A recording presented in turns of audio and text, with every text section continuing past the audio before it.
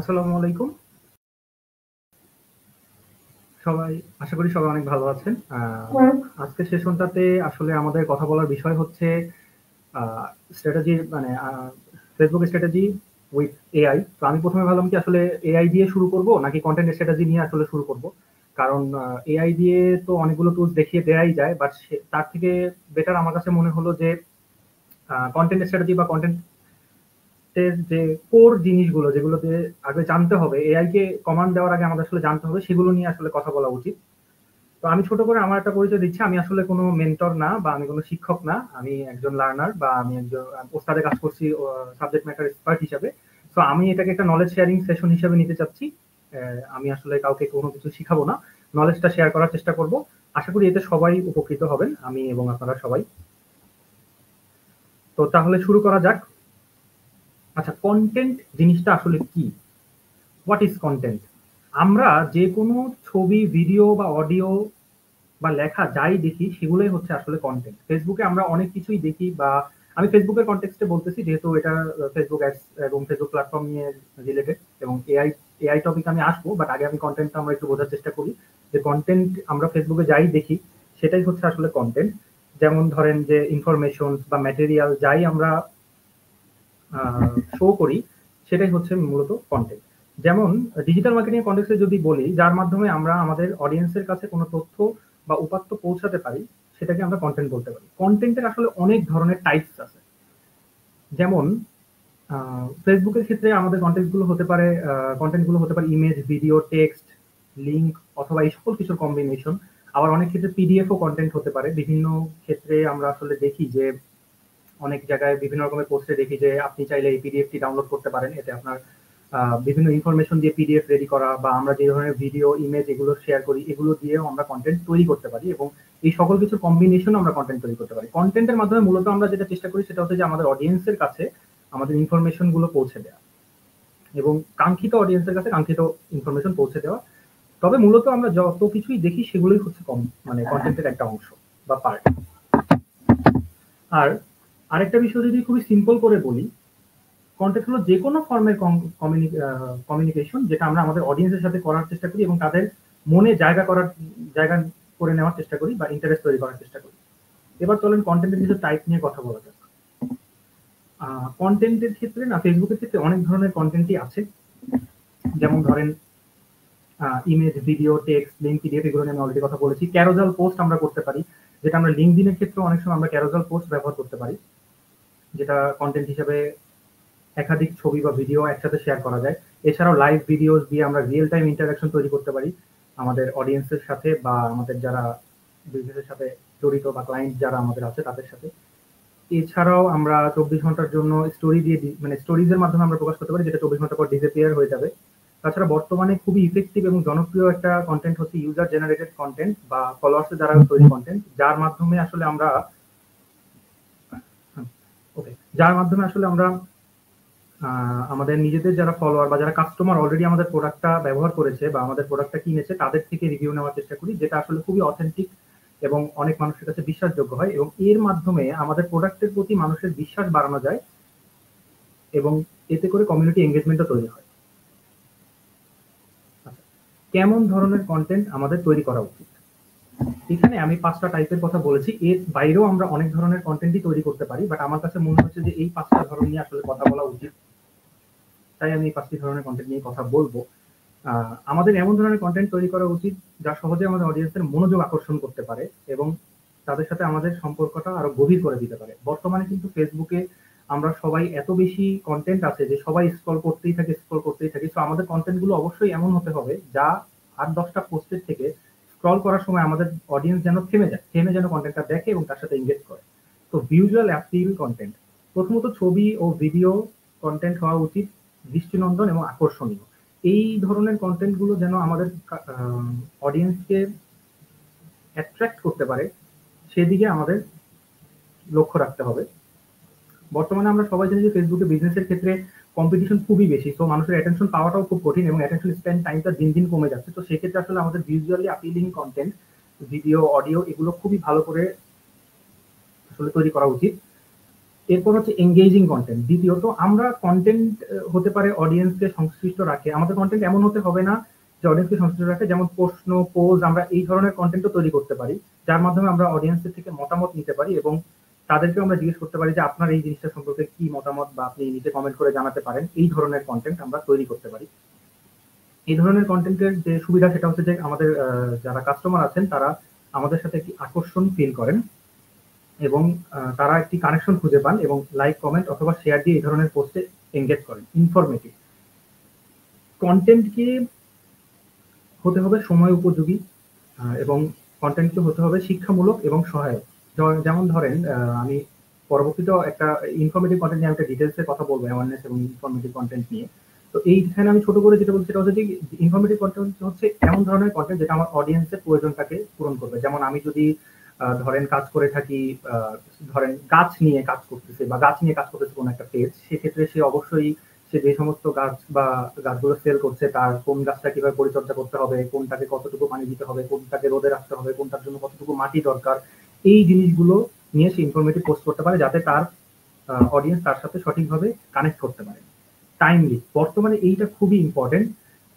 Content হতে হবে একেবারেই সময় উপযোগী। আমরা বর্তমানে অনেক কিছু ট্রেন্ড ফলো করে চলে, অডিয়েন্সের মাইন্ডসেট, স্পেশালি অনেকেই বলে থাকে জেন জিদের মাইন্ডসেট বোঝা।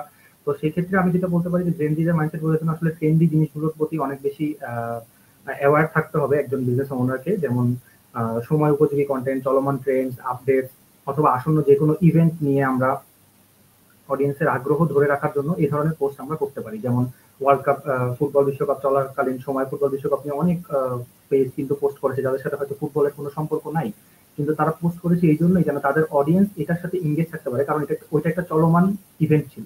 ক্রিকেট বিশ্বকাপের সময় এরকম করা হয়।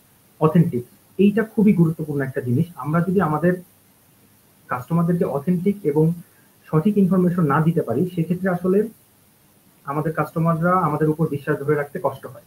আমাদেরকে এমন ইনফরমেশনই দিতে হবে যেটা সঠিক এবং তার ভিতরে কোনো ভুল ভ্রান্তি নাই। অনেক সময় দেখা যায় বিভিন্ন পোস্ট থেকে, পেজ থেকে এমন এমন পোস্ট করা হয়ে থাকে যেগুলো আসলে ইনফরমেশনটা রং, এবং অনেকেই যে বলে যে ভাই কি করছেন, ভুল ইনফরমেশন দিয়ে রাখছেন। তো আমাদের আসলে অবশ্যই অথেন্টিক এবং সঠিক ইনফরমেশন দিতে হবে যাতে করে আমরা আমাদের কাস্টমারদের সাথে এঙ্গেজ করতে পারি এবং আমাদের কাস্টমার আমাদের সাথে আমাদেরকে বিশ্বাস করতে পারে এবং একটা দীর্ঘমেয়াদী সম্পর্ক গড়ে ওঠে। আমি আসলে জানি না যে আমি কিভাবে বলছি বা আপনাদের কার কাছে কেমন লাগতেছে, কারণ আমি আসলে প্রফেশনাল না প্রেজেন্টেশনের ক্ষেত্রে। তো সেই জন্য অনেক কথাই হয়তো আমি ক্যাজুয়ালি বলে ফেলছি, এই ক্ষেত্রে ক্ষমা দৃষ্টিতে দেখবেন। তো দেখা যাক এবার কিছু পরীক্ষিত কন্টেন্টের ধরন যা নিয়ে আমি আলোচনা করব, যা এঙ্গেজমেন্ট বাড়াতে কার্যকর। আমি এআই নিয়ে অবশ্যই কথা বলবো, বাট আমি চাচ্ছি আসলে যেন আপনারা কন্টেন্টের ধরনটা কি বা কিভাবে কি ধরনের কন্টেন্ট দিলে আসলে এঙ্গেজমেন্টটা বাড়বে বা বাড়তে সাহায্য করবে সেটার দিকে আগে খেয়াল করেন। কারণ এআই কে তো শুধুমাত্র আমরা কমান্ডই দিব। আমরা যদি আগে থেকে না জানি যে কি বলতে হবে, তাহলে এআই কখনোই সেই প্রম্পটটা নিয়ে আমাকে আমার বেস্ট আউটপুটটা দিতে পারবে না। তো এটা আমাদেরকে আগে জানতে হবে। এখানে আমি বেশ কিছু পরীক্ষিত এবং রিসেন্ট কন্টেন্ট বা কন্টেন্টের ধরন নিয়ে আলোচনা করব যা বিভিন্ন পেজ থেকে নেওয়া। আমি আগেই বলে দিচ্ছি, এখানে যে স্ক্রিনশটে যে সমস্ত পেজগুলো দেখানো হয়েছে তাতে কারোর সাথে আমার কোনো পার্সোনাল সম্পর্ক নাই। যেহেতু আমি কন্টেন্ট স্ট্র্যাটেজি নিয়ে ঘাটাঘাটি করি এবং বোঝার চেষ্টা করি আসলে কোন ধরনের কন্টেন্ট গুলো রিসেন্ট সময় অনেক বেশি এঙ্গেজ করেছে মানুষকে, সেখান থেকে এগুলোকে তুলে ধরার চেষ্টা করেছি। আশা করি সবাই উপকৃত হবেন। তো এখানে আমি অনেকগুলো কন্টেন্টের টাইপের কথা বলেছি: creative design content, awareness content, momentum marketing যেটা বর্তমানে খুবই জনপ্রিয় একটা অনেকটা জনপ্রিয় marketing style, free resource content, meme marketing, quiz content এবং প্রেডিকশন। এছাড়াও আরো অনেক ধরনের কন্টেন্ট থাকতে পারে, কিন্তু আমার কাছে মনে হচ্ছে এগুলো আসলে তুলে ধরা উচিত এঙ্গেজমেন্ট বাড়ানোর ক্ষেত্রে। তো চলুন আমরা দেখি আসলে প্রথমটা নিয়ে, ক্রিয়েটিভ ডিজাইন কন্টেন্ট। এইখানে আমি ক্রিয়েটিভ আইটির একটা পোস্টের স্ক্রিনশট দিয়েছি। এইখানে আপনারা যদি এই ডিজাইনটা দেখেন, এই কন্টেন্টটা যদি দেখেন তাহলে বুঝতে পারবেন ক্রিয়েটিভ আইটি এখানে একটা ক্লিয়ার মেসেজ দেওয়ার চেষ্টা করেছে।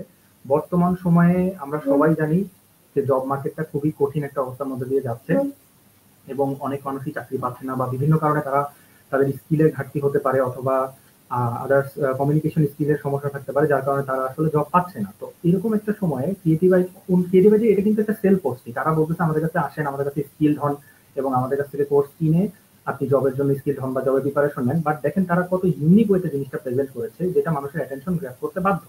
এটা একটা ক্রিয়েটিভ ডিজাইন করছে এবং ইউনিক একটা ডিজাইন ছিল, যেটা আমি বাংলাদেশের কনটেক্সটে মেবি আমি প্রথমবারই দেখেছি ক্রিয়েটিভ আইটি থেকেই দেখা হয়েছে আমার, তো তাই আমি তাদের এই কন্টেন্টের স্ক্রিনশটটা এখানে নিয়ে আসছি। তো এখান থেকে যেটা আমরা শিক্ষা পাই বা আমরা যেটা বুঝতে পারি সেটা হচ্ছে যে আমাদেরকে ডিজাইনের ক্ষেত্রে বা কন্টেন্ট তৈরির ক্ষেত্রে ইউনিক জিনিসটাতে ফোকাস করতে হবে আসলে, এবং মেসেজটা এমন ভাবে দিতে হবে যেন মেসেজটা পরিপূর্ণ থাকে এবং ইউনিক থাকে। যেমন ক্রিয়েটিভ আইটি এখানে সুন্দর করে বলে দিয়েছে যে আমাদের আহ, কাছে মানে আমাদের চাকরির সময় কেউ থাকে না পাশে, কেউ না থাকলেও ক্রিয়েটিভ আইটি পাশে পাশে আছে। এটা মানুষকে খুবই মেন্টালি একটা খুবই ভালো লেভেলে বুস্ট করে যে আচ্ছা আর কেউ নাই, তাহলে ক্রিয়েটিভ আইটি অন্তত আমাদের সাথে আছে। এছাড়াও awareness content, awareness content recently আমাদের দেশে খুবই ভয়াবহ একটা বন্যা।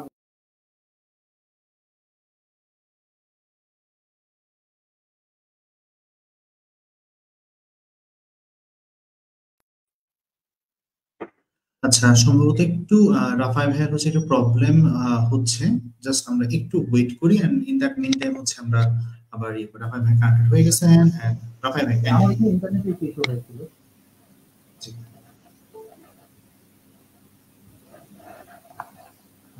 হ্যালো,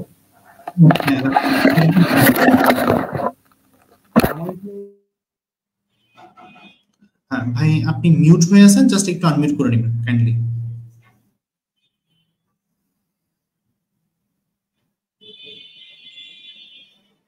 মানে একটু জাস্ট হচ্ছে রাফায় ভাই মনে হয় একটু সেটআপের মনে হয় একটু প্রবলেম হচ্ছে। জাস্ট আমরা একটু মিনিট একটু সময় নিচ্ছি। আপনাদের যদি কারো কোনো কোয়েশ্চেন থাকে regarding the presentation, regarding the topics that we are covering, যদি কোশ্চেন থাকে প্লিজ হ্যালো, আমাদেরকে চ্যানেল কমেন্ট সেকশনে কোশ্চেন করতে ভাই পারেন। শুনতে পাচ্ছেন? জি, আমি শুনতে পাচ্ছি এখন। বাট সাউন্ড একটু কম আসছে, একটু জাস্ট সাউন্ডটা যদি একটু বাড়াই দিতেন। হ্যালো, আসলে কি সমস্যা হয়েছে সেটা শুনতে পাচ্ছেন ঠিক মতো? জি ভাই, আমি শুনতে পাচ্ছি। ওকে। আচ্ছা, ঠিক আছে। তাহলে আমি যেখানে ছিলাম আগে, সরি সবার কাছে খুবই দুঃখিত। একটু হঠাৎ করে একটা সমস্যা হয়ে গেল ইন্টারনেটের রিলেটেড ইস্যু। আমরা সবাই জানি আসলে যে কি ধরনের ইস্যু বাংলাদেশে থেকে আমাদের ফেস করতে হয়। আচ্ছা, অ্যাওয়ারনেস কনটেন্ট নিয়ে আমি যেটা বলছিলাম সেটা হচ্ছে যে আমাদের এই কনটেন্ট গুলোর কিন্তু উদ্দেশ্য এটা কখনোই থাকবে না যে আমরা এই ধরনের বন্যা বা কোনো একটা ক্রাইসিস মোমেন্ট নিয়ে পোস্ট করব এবং অনেক বেশি লাইক শেয়ারের উদ্দেশ্য থাকবে আমাদের, এরকম কোনো কিছুই থাকবে না। আমাদের প্রধানত উদ্দেশ্য থাকবে আমাদের যারা অডিয়েন্স আছে বা যারা কাস্টমার আছে তাদেরকে অ্যাওয়্যার করা যে এই ধরনের সিচুয়েশন গুলোতে কি করতে হয়। এখানে আমি অগ্নি ডট শপ নামে একটা পেজের স্ক্রিনশট দিয়েছি, আপনারা চাইলে গিয়ে চেক করতে পারেন। ওদের অন্যান্য পোস্টগুলো কিন্তু খুব বেশি এঙ্গেজমেন্ট হয় না, এই পোস্টটাতে হয়েছে। এখন এটার উদ্দেশ্য যেন অবশ্যই, আমি আবারও বলে দিচ্ছি, এটার উদ্দেশ্য যেন অবশ্যই এটা হয় যে আমি আমার অডিয়েন্সকে অ্যাওয়ার করতে চাচ্ছি। আমার উদ্দেশ্য যেন কখনো এটা না হয় যে আমি চাচ্ছি যে আমার লাইক ফলো লাগবে বা শেয়ার লাগবে। এই ধরনের ক্রাইসিস মোমেন্টে আমরা এমন ধরনের পোস্টগুলো করব, যেমন কোভিড এর সময় অনেক জায়গা থেকে পোস্ট করা হয়েছিল যে কি কি প্রিকশনস নিতে হবে, কি কিভাবে থাকতে হবে, কিভাবে থাকতে হবে। এই জিনিসগুলো মানুষকে খুব বেশি এঙ্গেজ করে এবং মানুষ ভাববে যে না ঠিক আছে, এই পেজটা শুধুমাত্র সেল পোস্ট না দিয়েও আমাদেরকে অন্যান্য ভাবেও সাহায্য করার চেষ্টা করছে। সাধারণত যে পোস্টগুলোতে বা যে পেজগুলোতে শুধুমাত্র সেল পোস্ট দেওয়া হয় সেই পেজগুলোতে কিন্তু অনেক সময় বলে যে বিভিন্ন ক্রাইসিস মোমেন্টে মানুষ গিয়ে নিচে কমেন্ট করে বা কাস্টমারদের একটা বা অডিয়েন্সের একটা নেগেটিভ ইম্প্যাক্ট থাকে যে আপনারা সারাদিনই শুধু সেল পোস্ট করতে থাকেন, দেশে এত বড় একটা সমস্যা হয়ে যাচ্ছে। সো এটার আমাদের উদ্দেশ্যটাই থাকবে যেন আমরা অ্যাওয়্যার করতে পারি। যদি আপনি অবশ্যই কোনো একটা বড় পেজ হন বা বড় কোনো বিজনেস হন, আপনার তো এটা দায়িত্ব ভিতরেই পড়ে, কারণ আপনার অনেক অডিয়েন্স আছে। তো এটা একটা এঙ্গেজমেন্ট বাড়ানোর খুবই গ্রেট ওয়ে এবং অনেক মানুষ এটা শেয়ার করবে কারণ আরো অন্যান্য মানুষকে জানানোর জন্য। এরপর মোমেন্টাম মার্কেটিং, এইটা আমার কাছে এই বছরের সবচেয়ে ফেভারিট, যেটা আমি খুঁজে বুঝতে পেরেছি। সেটা হচ্ছে যে এখানে আসলে কি মূলত কোনো চলমান ট্রেন্ড অথবা কোনো বিষয় যেখানে অনেক মানুষ একসাথে একমত পোষণ করছে ফেসবুকে, যেহেতু আমরা ফেসবুকে কন্টেক্সটে কথা বলছি, এটি মানে এটা নিয়ে আসলে পোস্ট করা। যেমন এখানে জিআইএস লেজার নামে একটি শপের স্ক্রিনশট আমি দিয়েছি বা ছবি আমি দিয়েছি। এইটা না আসলে ওদের ওই সময় ওদের এই পোস্টটা করার আগে ওদের অন্যান্য নরমাল পোস্টগুলো নিয়ে খুব বেশি লাইক ফলো ছিল না। এই পোস্টটা ওদের একদম এতটাই ভাইরাল হয়েছে বা এতটাই মানুষজন শেয়ার করেছে, এটা আল জাজিরা পর্যন্ত কাভার করেছে। এখানে স্ক্রিনশটটা দিয়ে দিয়েছি যে আল জাজিরা ওদেরকে নিয়ে একটা ওদের রিপোর্টে আল জাজিরা এই জিআইএস লেজারকে যুক্ত করেছে এবং এইখানে যে স্ক্রিনশটটা দেখাচ্ছে এখানে খুবই কম, শেষ পর্যন্ত মেবি এই পোস্টটা এখন আর নাই যদি ওদের পেজে, আমি যতটুকু জানি শেষ পর্যন্ত এই পোস্টটা মেবি 50,000-এর উপরে লাইক ফলো হয়েছিল এবং শেয়ারও মেবি অনেক বেশি হয়েছিল। তো এই ধরনের এটা এমন একটা সিরিজ যেখানে আসলে আমরা একটা নির্দিষ্ট ট্রেন্ড বা ইভেন্টের উপর ভিত্তি করে কন্টেন্ট তৈরি করি। এইটা আমাদের অডিয়েন্সের আগ্রহের শীর্ষ মুহূর্তকে কাজে লাগিয়ে আমরা তৈরি করি। প্রাসঙ্গিকভাবে আমরা কন্টেন্টটা অডিয়েন্সের সাথে, অডিয়েন্স যখন কানেক্ট করতে পারে যে হ্যাঁ, কোকা-কোলা বয়কট চলতেছে বা কোকা-কোলা নিয়ে আসলে সবাই এটা কথা বলতেছে, এবং যখন তারা দেখেছে যে এরা, এবং এই মোমেন্টাম মার্কেটিং কিন্তু আমাদের আরেকটা বিষয় খেয়াল রাখতে হবে, সেটা হচ্ছে অবশ্যই যেন আমার ব্র্যান্ডের সাথে মিলে। জিএস লেদার একটা শু ব্র্যান্ড বা জুতার ব্র্যান্ড বা জুতার কোম্পানি, এই জন্য কিন্তু ওরা এইভাবে কন্টেন্টটা বানাইছে। অন্য একটা ব্র্যান্ড যদি এটাকে বয়কট করতে যেত তাহলে তাদেরকে তাদের মতো করে বানাতে হতো। মোমেন্টাম মার্কেটিং এটাও খেয়াল রাখতে হবে যে এই আমি যে কন্টেন্টটা বানাচ্ছি সেটা আসলে আমার ব্র্যান্ডের সাথে যায় কিনা এবং আমার অডিয়েন্স এটার সাথে ক্যাচ করতে পারে না এবং মোমেন্টামটা ওই দিকে আছে কিনা। 4 নাম্বার, আমাদের অনেকেরই ফেভারিট, অনেকেই বলে যে আসলে জেন জির সাথে কিভাবে কানেক্ট করব, বা এখনকার দিনে অনেক যারা একটু আগের জেনারেশনের বা যারা একটু বড় আমাদের থেকে, আমি নিজেও জেন জির অংশ, তো আমি খুবই ছোট মানুষ, তো যারা একটু আমাদের থেকে এজ, তারা অনেকেই বলে যে আসলে কিভাবে কানেক্ট করব বা কি করব। তো আমাদের জেনারেশনের সবাই কিন্তু মিম জিনিসটা প্রচুর পছন্দ করে অনেকে, এবং মিমের সাথে সবাই কম বেশি কানেক্ট করতে পারে, কারণ এত রকমের মিম বানানো সম্ভব যেটা দিয়ে আসলে সবাই মানে প্রত্যেকেরই মনের ভিতরে পৌঁছে যাওয়া সম্ভব বা মানুষের সাথে কানেক্টেড হওয়া সম্ভব। এখানে আমি জাস্ট একটা উদাহরণের জন্য এই স্ক্রিনশটটা শেয়ার করেছি, টিবিসি ট্যুর ডে সাইকেলিস্টের। আমি আগেই বলে দিয়েছি, মিম মার্কেটিং নিয়ে কথা বলতে গেলে কিন্তু অনেক সময় অনেক ধরনের কন্ট্রোভার্সিও হয়ে যেতে পারে। তো সেক্ষেত্রে আসলে আমার বলার বিষয় থাকবে একটাই, যে আমি জাস্ট এডুকেশনাল পারপাসে এটাকে শো করতেছি, আমার এই কন্ট্রোভার্সি বা আদার্স কোনো কিছুর জন্য না। ওরা 21 ঘন্টা আগে একটা পোস্ট করেছে, ওদের আদার্স পোস্ট গুলো আপনারা গিয়ে চাইলে চেক করে দেখতে পারেন, খুব বেশি রিয়াকশন নাই, বাট এই পোস্টটা কিন্তু বেশ ভালো লেভেলে ওদের ভাইরাল হয়ে গেছে, কারণ এইখানে মানুষ কানেক্ট করতে পারছে। বর্তমানে একটা সমস্যা চলতেছে বাংলাদেশের সাথে, মানে একটা যে বিষয় চলতেছে এটা তো আপনারা দেখলেই বুঝতে পারছেন চলতেছে। তো এইটা নিয়ে যেটা হয়েছে যে আমরা আমাদের এই যে মিম মার্কেটিং এর মাধ্যমে আমরা যেটা, এছাড়াও বাংলাদেশে আরো অনেক বড় বড় ব্র্যান্ড, আমি নাম নিচ্ছি না, বাট আপনারা অনেকেই জানেন যে অনেক বড় বড় ব্র্যান্ড কিন্তু মিম মার্কেটিংটা প্রচুর পরিমাণে ব্যবহার করে। এটা নেগেটিভ ইম্প্যাক্টও আছে, আবার পজিটিভ ইম্প্যাক্টও আছে, বাট আপনি যদি পজিটিভ ওয়েতে ব্যবহার করেন এটা খুবই ভালো একটা জিনিস এবং খুবই ভালো একটা এঙ্গেজমেন্ট বাড়ানো যায় এটা দ্বারা। তো মিম মার্কেটিং ব্যবহার করে আমাদের দেশে অনেক বিজনেস কিন্তু সফলতা অর্জন করেছে, এবং মিম মার্কেটিং এর মাধ্যমে মূলত ব্র্যান্ডগুলো হালকা মেজাজে বিনোদনমূলক কন্টেন্টের মাধ্যমে তাদের মেসেজ ছড়িয়ে দিতে পারে, যা অডিয়েন্সের মাধ্যমে দ্রুত শেয়ার হয় এবং এঙ্গেজমেন্ট বাড়ায়। এবং অডিয়েন্স যখন এই মিমগুলোর মাধ্যমে ব্র্যান্ডের সাথে রিলেট করতে পারে, তখন তারা মনে করে যে না, এই ব্র্যান্ডটা তো আমার পছন্দের জিনিসপত্র, পছন্দের মিম বা পছন্দের ধরনের জিনিসপত্র, বা আমি যে ধরনের কন্টেন্ট পছন্দ করি সে ধরনের কন্টেন্ট শেয়ার দিচ্ছে, তো আমি এদের সাথে স্টাক হয়ে থাকবো বা রেডি হয়ে থাকবো। এছাড়াও আমি একটু পুরনো, তো এটার মাধ্যমে মিম মার্কেটিং একটা অনেক ভালো ওয়ে এঙ্গেজমেন্ট ড্র করার বা পোস্টের সাথে কাস্টমার অ্যাট্রাক্ট করার।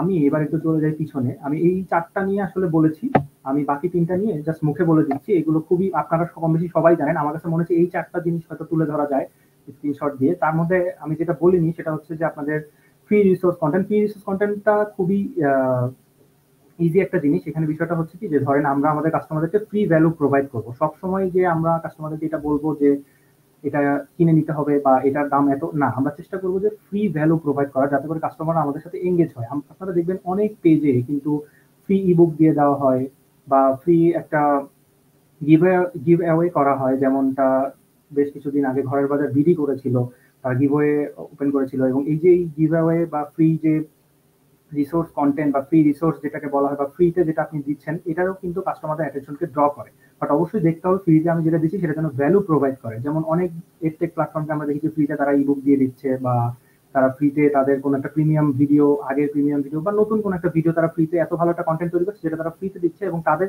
যারা কাস্টমার আছে বা কনজিউমার আছে তারা তাদের সাথে খুব ভালোভাবে এঙ্গেজ করতে পারতেছে। কুইজ কন্টেন্ট, কুইজের এই জিনিসটা আমাদের দেশে অনেক আগে থেকেই চলতেছে। আই থিঙ্ক এটা মোটামুটি এখন নতুন করে বলার কিছু নেই, বাট আপনারা সবাই জানেন। তার এই জন্য আমি আসলে এটা নিয়ে আলাদা করে কোনো স্লাইড রেডি করিনি, যাতে এটা নিয়ে জাস্ট এমনিতেই বলে দিলে আপনারা বুঝে যাবেন। কুইজের বিষয়টা হচ্ছে যে যে কোনো ধরনের কুইজ আমরা করতে পারি, এটা আসলে আপনার পেজের উপর ডিপেন্ড করবে। আপনি যদি ধরেন কোনো এডটেক প্ল্যাটফর্ম হন, তাহলে আপনি অবশ্যই, এডটেক প্ল্যাটফর্মের মধ্যে 2টা টাইপ আছে, একটা হচ্ছে স্কিল বেসড, আর একটা হচ্ছে বিসিএস বা অনলাইন যে পরীক্ষাগুলো হয় সেগুলো, বিসিএস বা অন্য যে পরীক্ষাগুলো হয়। তো আপনি যদি ওই ধরনের পরীক্ষা হন তাহলে আপনি ওই ধরনের কুইজগুলো মানে দিতে পারেন আপনার পেজের ক্ষেত্রে, যাতে করে আপনার কাস্টমারদের এঙ্গেজমেন্ট বাড়াতে পারেন। এই ধরনের পোস্ট আপনি সাপ্তাহিক কন্টেন্ট ক্যালেন্ডারে একটা করে রাখতে পারেন, এবং প্রশ্নগুলো এমনভাবে করবেন যেন প্রশ্নটা সহজ হয় এবং মানুষ সহজে রিলেট করতে পারে, এবং প্রশ্নটা আপনার প্রোডাক্টকে যাতে এবং প্রোডাক্টের সাথে যেন কোনো না কোনোভাবে কানেক্ট করতে পারে। যেমন আপনি বিসিএস এর কোর্স সেল করেন বা আপনি বিসিএস এর অনলাইন ব্যাচ নেন, তো সেক্ষেত্রে প্রশ্নটা আপনি ওই বিসিএস এ আসার মতো কোনো একটা প্রশ্ন যেটা সহজ হতে পারে এবং মানুষ সহজে কানেক্ট করতে পারবে, এরকম প্রশ্ন আপনি করলে সবচেয়ে বেস্ট হয়। বা সবচেয়ে ভালো হয়। এবং এটার সাথে যদি খুব ভালোভাবে কানেক্ট করতে পারে তখন তারাও আপনার এই পেজের সাথে খুব ভালোভাবে কানেক্ট করতে হবে। এবং এটা নিয়ে আর খুব বেশি না বলি, কিছু ব্র্যান্ডের ইমেজ কিন্তু এই ধরনের কুইজের মাধ্যমেও অনেক ভালোভাবে ফুটে ওঠে, এবং যারা আসলে মূলত পড়ালেখা নিয়ে থাকে তাদের এই ধরনের কুইজ আপনারা চালাতে পারবেন।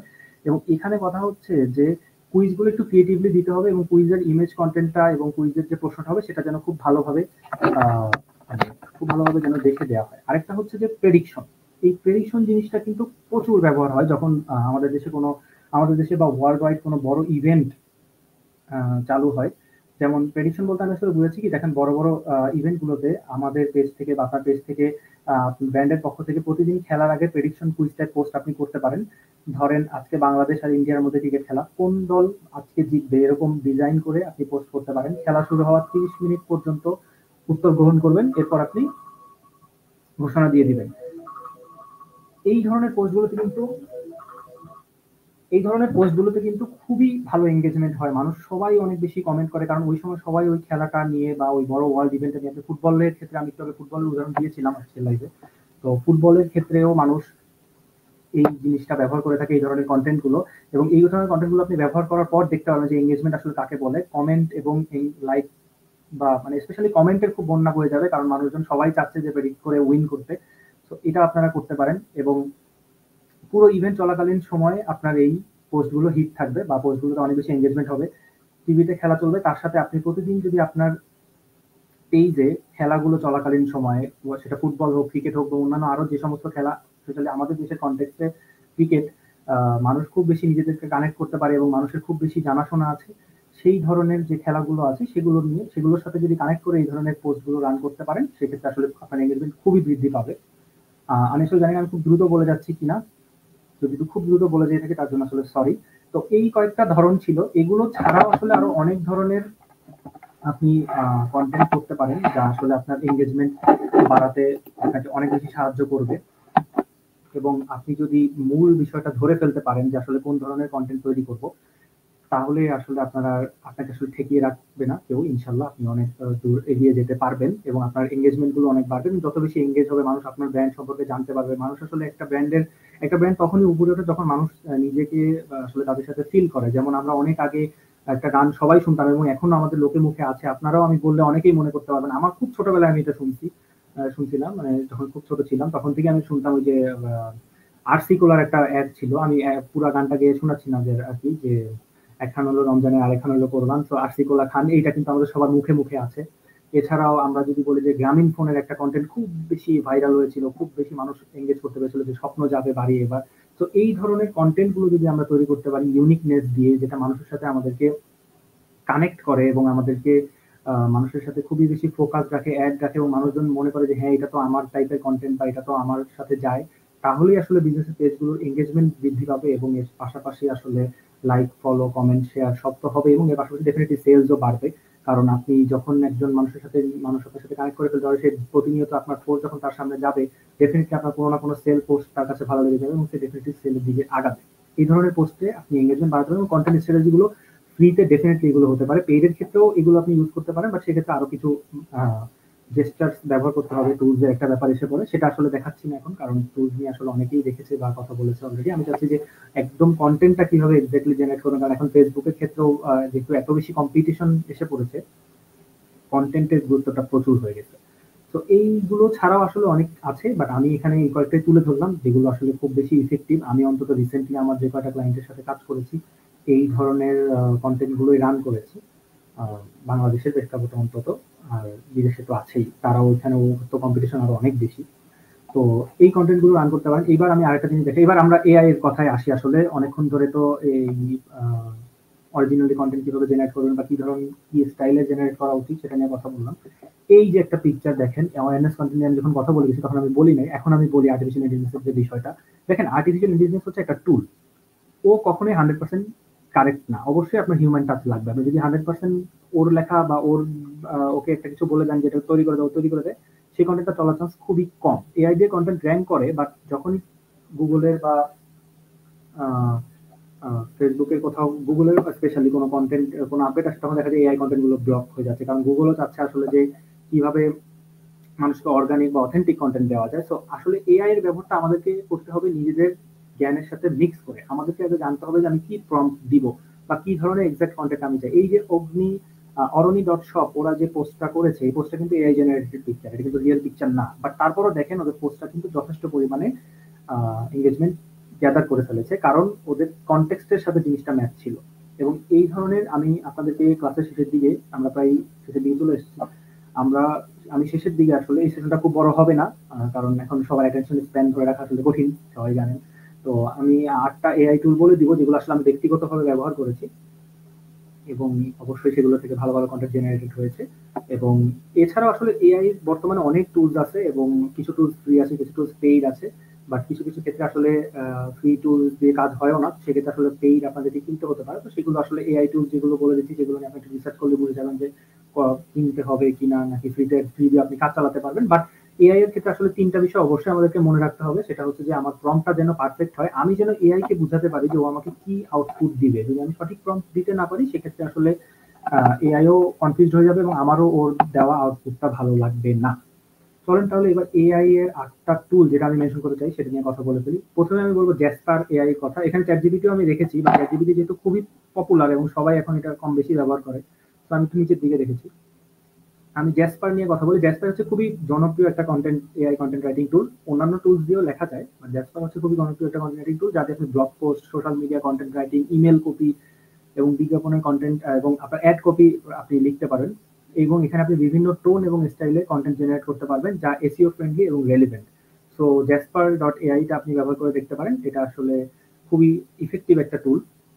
এবং আপনি যদি নিজে ভালো করে জানেন যে আমি এক্স্যাক্টলি কোন আউটপুটটা ওর থেকে চাই, এবং ওকে যদি পারফেক্টলি প্রম্পট করতে পারি, এআই ক্ষেত্রে আসলে প্রম্পটটা খুবই ইম্পর্টেন্ট। আপনি যত পারফেক্ট প্রম্পট করবেন যে কোনো এআই কে, সেটা ইমেজ জেনারেশন এআই হোক, বা আপনার কন্টেন্ট জেনারেশন এআই হোক, বা টেক্সট জেনারেশন এআই হোক, বা ভিডিও জেনারেশন এআই হোক, প্রম্পটটা যত সুন্দর করে করতে পারবেন, তত মানুষের সাথে আসলে এঙ্গেজ হতে পারবেন এবং তত আপনি পারফেক্ট আউটপুটটা পাবেন। এরপর আমি দেখেছি হচ্ছে বাজ সুমো নামে একটা এআই।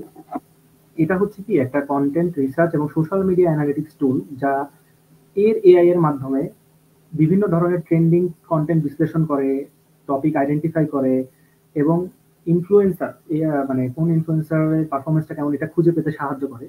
এবং এটা ফেসবুকের প্রাসঙ্গিক এবং এনগেজিং কন্টেন্ট তৈরি করতে আপনাকে খুবই বেশি হেল্প করবে। এখান থেকে আপনি অ্যানালিটিক্স করে এবং কন্টেন্ট রিসার্চ করে বের করতে পারবেন যে আমার আসলে কোন ধরনের কন্টেন্ট রান করা উচিত, বা কোন ধরনের কন্টেন্ট আমার বিজনেসের জন্য পারফেক্ট। এরপরে 3 নম্বরে ক্যানভার কথা রেখেছি। ক্যানভা এখন আসলে সবাই জানে, ক্যানভা হচ্ছে আসলে গরিবের ডিজাইনিং টুল। গরিবের ডিজাইনিং টুল আমি এই জন্য বললাম, আমার মতো যারা একদমই ডিজাইনিং সেন্সটা খুব বেশি ভালো না, তাদের জন্য এটা একটা ব্লেসিং। ক্যানভা এখন কম বেশি সবাই ব্যবহার করে, এবং এটার ভিতরে এখন নতুন করে অনেক এআই জেনারেটেড অটোমেশন ওরা অ্যাড করেছে, যেটা দিয়ে আসলে আমরা ক্যানভা মাধ্যমে অনেক সুন্দর সুন্দর ডিজাইন করতে পারি, এবং প্রফেশনাল সোশ্যাল মিডিয়া ডিজাইন গুলো আমরা ক্যানভা দিয়েই করতে পারি। এবং এর সাহায্যে অনেক ধরনের ভিজুয়াল কন্টেন্টও ক্যানভার মাধ্যমে তৈরি করা যায়। মিড জার্নি, এই যে আমি কিছুক্ষণ আগে এই যে আমি দেখিয়ে দিচ্ছি অরনি ডট শপের এই যে ছবিটা দেখিয়েছি, এটা ডেফিনেট যতটুকু আমার ধারণা এটা মিড জার্নি দিয়ে করা, যতটুকু আমি বুঝতে পেরেছি। তো মিড জার্নি হচ্ছে আরেকটা ইমেজ জেনারেশন টুল, যেটা দিয়ে আপনি আসলে আপনার মতো করে, মনের মতো করে যদি প্রম্পট দেন, সে আপনাকে আপনি যে ধরনের আউটপুট আছেন সে ধরনের ইমেজ তৈরি করে দিবে। এবং এতে করে আসলে আপনি ওই যে দেখালাম মাত্র যে অরনি ডট শপের যে ইমেজটা, ওটার সাথে কিন্তু মানুষ কানেক্ট করতে পারছে। ওরা কিন্তু একদম পারফেক্ট একটা ইমেজই পেয়েছে, যে বন্যার ভিতরে একজন মা তার শিশুকে কোলে নিয়ে দাঁড়িয়ে আছে, বা পানিতে ডুবন্ত অবস্থায়, বা তার গলা সমান পানিতে সে দাঁড়িয়ে আছে। এবং আপনি যদি খুব পারফেক্টলি প্রম্পট করতে পারেন, এখানেও প্রম্পটের বিষয়টাই সবার আগে সামনে আসে, যে আপনি যদি খুব পারফেক্টলি প্রম্পট করতে পারেন, সেক্ষেত্রে আসলে মিড জার্নি থেকে আপনি খুব সুন্দর আউটপুট পাবেন। ডাল ইও আপনি ব্যবহার করতে পারেন, ইমেজ জেনারেশন আরেকটা টুল। বাট মিড জার্নিটা আমার কাছে, আমি যেহেতু পার্সোনালি ব্যবহার করেছি, আমার কাছে একটু ইজি লেগেছে এবং পারফেক্ট মনে হয়েছে। চ্যাট জিপিটি নিয়ে আসলে নতুন করে বলার কিছু নাই, এটা এখন সবাই জানে যেটা দিয়ে কি হয়। বাট এখানেও মেইন বিষয়টা হচ্ছে, এটা তো অনেক ভালো ভালো আপনার কাছে 4.0 তে তো আসলে আপনি অনেক কিছু ব্যবহার করতে পারবেন। এবং এটা যদি পেইড ভার্সনটা থাকে 4.0, সেটা দিয়ে আসলে আপনি সব ধরনের কাজই করতে পারবেন, কোডিং থেকে নিয়ে শুরু করে আপনার সোশ্যাল মিডিয়া কন্টেন্টের ক্ষেত্রে যদি বলে, আপনি বিভিন্ন ধরনের কন্টেন্ট সেটা দিয়ে কন্টেন্ট ক্যালেন্ডার, আপনি 30 দিনে 30টা কন্টেন্ট চ্যাট জিপিটি দিয়ে খুব ইজিলি মেক করে ফেলতে পারবেন রাইটিং এর মাধ্যমে। বা আপনি যদি চান যে ও আপনাকে ভিজুয়ালাইজ করে দেবে, বলবে যে তুমি আমাকে বলো যে এই কন্টেন্ট আমি কিভাবে করবো, chat GPT is a best friend for everyone. মানে সব ধরনের প্রফেশনাল মানুষের জন্য এখন এটা একটা বেস্ট ফ্রেন্ডের মতো হয়ে গেছে। চ্যাটজিপিটির সাথে আমি আরো যে কয়েকটা টুল মেনশন করবো যেটা আমি লিখিনি, সেটা হচ্ছে জেমিনি এআই, বা আপনি ক্লড ব্যবহার করতে পারেন। টুলস এর আসলে অভাব নাই, এবং ওগুলো আমি ব্যবহার করেছি, বাট আমি মানে চেষ্টা করেছি যত কম মানে যত ইম্প্যাক্টফুল গুলো আসলে রাখা যায়। আম, আহ, মানে মানে যারা সব মানে যেগুলো সম্পর্কে আসলে বেশিরভাগ মানুষ জানে এবং বেশিরভাগ মানুষের অ্যাক্সেস নেওয়া সম্ভব। তো চ্যাটজিপিটি হচ্ছে এর মধ্যে অন্যতম একটা টুল। আর পিক্টোরিটা হচ্ছে, এটা হচ্ছে আপনার কি এআই ড্রিভেন বা এআই দ্বারা চালিত একটা সোশ্যাল, এটা হচ্ছে আপনার এআই দ্বারা চালিত একটা ভিডিও এডিটিং টুল, মানে টেক্সট বেসড ভিডিও এডিটিং। ওকে যদি আপনি বলেন যে তুমি আমাকে এই টাইপের একটা ভিডিও তৈরি করে দাও, মানে পারফেক্ট একটা প্রম্পট দেন, তাহলে সে আপনাকে ওই টাইপের একটা ভিডিও তৈরি করে দিতে পারবে আপনার। এবং এছাড়াও সে বিভিন্ন ভিডিও ক্লিপ থেকে নিয়ে হাইলাইটস তৈরি করা, সোশ্যাল মিডিয়া পোস্টের জন্য শর্ট ফর্ম ভিডিও তৈরি করার জন্য এই পিক্টোরি এআইটা ব্যবহার করা হয়। হটস্যুট এটার নামও আসলে অনেকেই শুনে থাকবেন।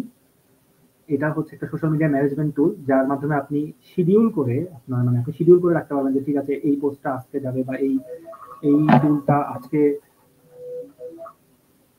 এই টুলটা আজকে মানে এই পোস্টটা আমি সামনে নিয়ে যাব, বা এই এঙ্গেজমেন্টের বিষয়টা আমি আজকে সামনের দিকে নিয়ে যাব, বা এই পোস্টটা আমি এখন করতে চাচ্ছি, এই পোস্টটা আমি 2 ঘন্টা পরে করবো। আপনি এটা শিডিউল করে রাখতে পারেন এবং পারফরমেন্স অ্যানালাইসিস আপনি করতে পারবেন যে আপনার কোন কন্টেন্টটা খুব ভালো হয়েছে বা কোন কন্টেন্টটা খুব ভালো হয়নি, বা কোন কন্টেন্টের নেগেটিভ রিয়াকশন আছে বা কেমন কোনটার অ্যানালাইসিস কেমন, এটা আপনি জানতে পারবেন। আরেকটা সবার শেষে যেটা আছে সেটা হচ্ছে অ্যাড এক্সপ্রেসো। এটা আসলে অ্যাড এক্সপ্রেসো বাই হটসুটি আসলে। এইটার মাধ্যমে আপনি ফেসবুক অ্যাডস এর একটা ম্যানেজমেন্ট টুল, যার মাধ্যমে আপনি এআই অ্যাড, এটাতে আপনি এআই এর মাধ্যমে অ্যাড ক্যাম্পেইন তৈরি করতে পারবেন। আপনি এবি টেস্টিং করে দেখতে পারবেন আপনার দুইটা অ্যাডের ভিতরে বা দুইটা অ্যাড সেটের বা দুইটা অ্যাডের ভিতরে কোনটা ভালো পারফর্ম করছে বা কোনটা ভালোভাবে আপনার অডিয়েন্সের সাথে কানেক্ট হচ্ছে বা কোনটা আপনি রান করবেন। এটা আসলে পেইড অ্যাডস এর একটা বিষয়। এটা আসলে বিশেষ করে ছোট যারা বিজনেসম্যান আছেন, যারা খুবই বড় ধরনের অটোমেশন কোনোটা নিতে চাচ্ছেন না বা খুব বেশি পেইড এর দিকে যেতে চাচ্ছেন, তাদের জন্য এটা খুবই কার্যকর। আপনি ক্যাম্পেইন পরিচালনা করতে পারবেন। তো এখানে আমি জাস্ট 8টা এআই টুলস এর কথা বলেছি, এছাড়াও আরো অনেক এআই টুলস আছে, আপনারা ব্যবহার করে দেখতে পারেন এবং যার যেটা ভালো লাগবে বা যার যেটা বাজেটের ভিতরে থাকবে সেটা আপনারা ব্যবহার করতে পারেন। আমি এখানে পরিশেষে আরো কয়েকটা কথা বলবো, সেটা হচ্ছে যে এআই টুলস গুলো ব্যবহার করার আগে অবশ্যই আমাদের নিজেদের ক্রিয়েটিভিটি ব্যবহার করতে হবে, যার জন্য আসলে আমি সেশনের মোটামুটি অর্ধেকটা সময় আসলে দেখানোর চেষ্টা করেছি যে কিভাবে এঙ্গেজিং কন্টেন্ট তৈরি করা যাবে। কন্টেন্টটি আমি আইডিয়া দেওয়ার চেষ্টা করেছি, এবং আমি আসলে কোনো প্রফেশনাল প্রেজেন্টার না বা কোনো শিক্ষক না, তো আমি জানি না যে আমি আসলে এই সেশনটা কতটুকু ভালোভাবে নিতে পেরেছি। যদি আমার কোনো কথা মানে আপনাদের খারাপ লেগে থাকে বা কিংবা আপনাদের মনে হয় যে কোনো একটা কথা আমি ভুল বলে ফেলেছি, তার জন্য আমি অবশ্যই সরি। এবং আমার ইন্টারনেট একটা ইস্যু হয়েছে দেখে আমার ক্যামেরাটা অফ হয়েছে আপাতত, আসলে ক্যামেরার সমস্যা হয়েছে, তার জন্য আমি অবশ্যই দুঃখী, মানে খুবই দুঃখ প্রকাশ করতেছি। এবং এখানে আমি যে কয়টা টুল নিয়ে কথা বললাম বা কন্টেন্টের যে পুরো যে বিষয়টা বললাম, আপনারা যদি এই পুরো জিনিসটা একটু রিক্যাপ করেন, তাহলে আসলে মেইন বিষয়গুলো হচ্ছে যে আমাদেরকে এমন ধরনের কন্টেন্ট তৈরি করতে হবে যেগুলো আমাদের কাস্টমারদের সাথে বা অডিয়েন্সের সাথে খুবই এঙ্গেজিং, তারা এটাকে নিজেদের রিয়েল লাইফ বা নিজেদের দৈনন্দিন জীবনের সাথে কানেক্ট করতে পারে।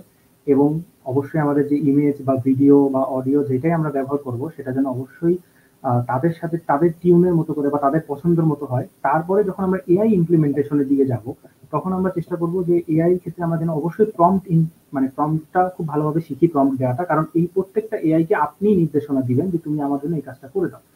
এবং নির্দেশনা দেওয়ার পর অবশ্যই এআই 100% পারফেক্ট না, এরকম হতেই পারে যে ও আপনাকে পারফেক্ট রেজাল্ট দিবে না।